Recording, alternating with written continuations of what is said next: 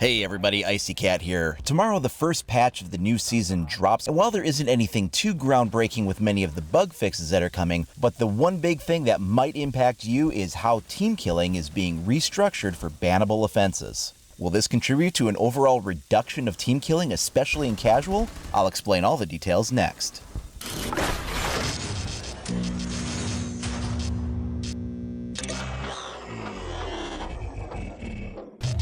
So this is actually part of the Year 3 Season 3 first round of patches after the launch of the new season, and we've got a lot of various gameplay fixes and operator fixes and things like that, but they're all really pretty much minor details that just sort of affect things, making them the way they're supposed to be. Small little details really don't warrant a whole lot of specific attention. If you do want to find out more information about that, I will put the link down below the video player so you can read the patch notes for yourself. But again, it's really just a collection of fixes that kind of make things just sort of work the way they're supposed to, and nothing major is changing. The potentially big thing that's happening, though, is team kill bans are being restructured.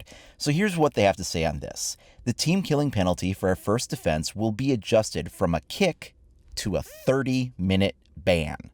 Initially, if a player was team killed in casual, the offender was kicked from the match. This same situation in ranked would result in a kick as well, but also triggered an abandon penalty.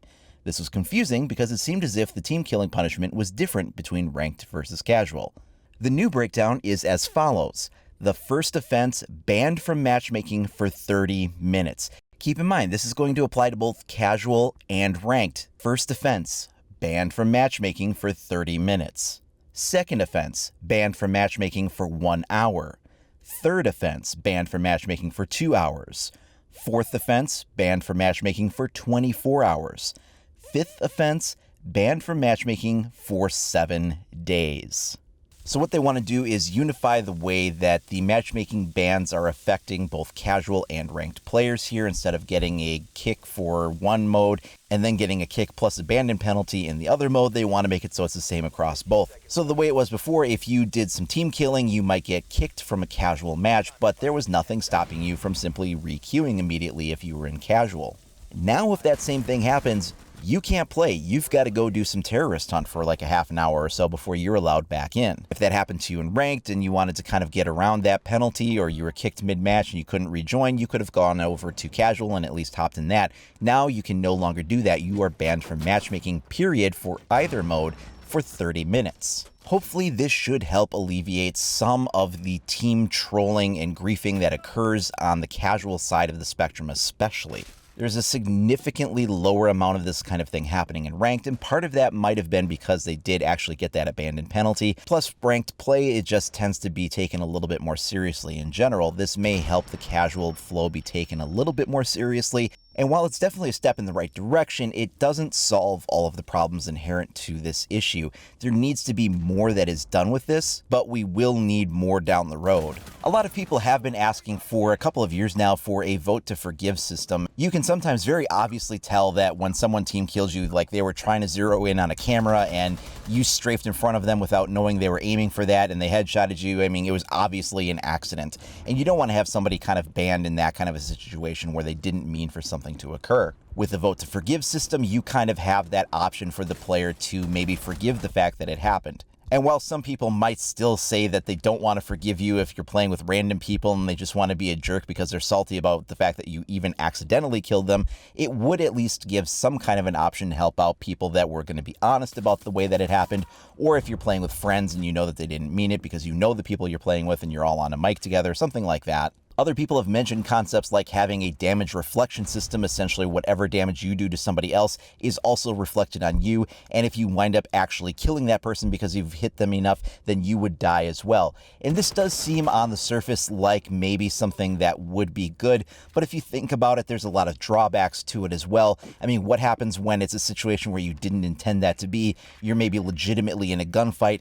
Somebody strafes across your field of vision. You didn't mean for that to happen. You wind up taking the damage that that other player did, and you can actually get people intentionally trolling you with that too. Like they'll try to jump in front of your gunfire, just mess with you because they think that that's funny.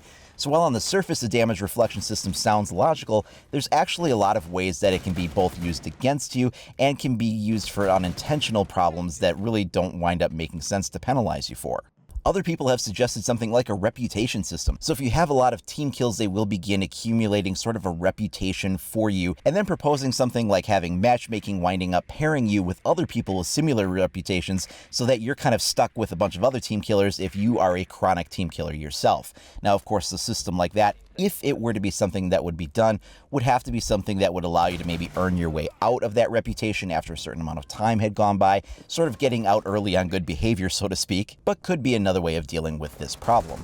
Others have suggested having friendly fire just not even be a factor at all. That way the trolls doing the team killing can't wind up doing what it is they're going after, which is just kind of messing with everybody else. It would even prevent things like team wounding, where you wind up just shooting people and causing them damage, but not actually killing them, which also sort of is a way of trolling people and messing with them. And while some people on the surface might think that that sounds like a really great idea, think about how broken it would make this game if you could do something like essentially have Fuse put cluster charges on a room, and then as the charge goes off, you have the rest of the attackers simultaneously follow in right along with all of those detonations behind it because they can't take friendly fire team damage. And you could come up with all kinds of other scenarios too. Imagine Smoke with his smoke grenades and what he could do with that, and having his area of effect gas cloud, and the defenders wouldn't be affected by it rushing through that cloud at the attackers. You could have all kinds of scenarios that could actually be really taken advantage of and sort of break the game mechanics as they are now to create really unfair situations.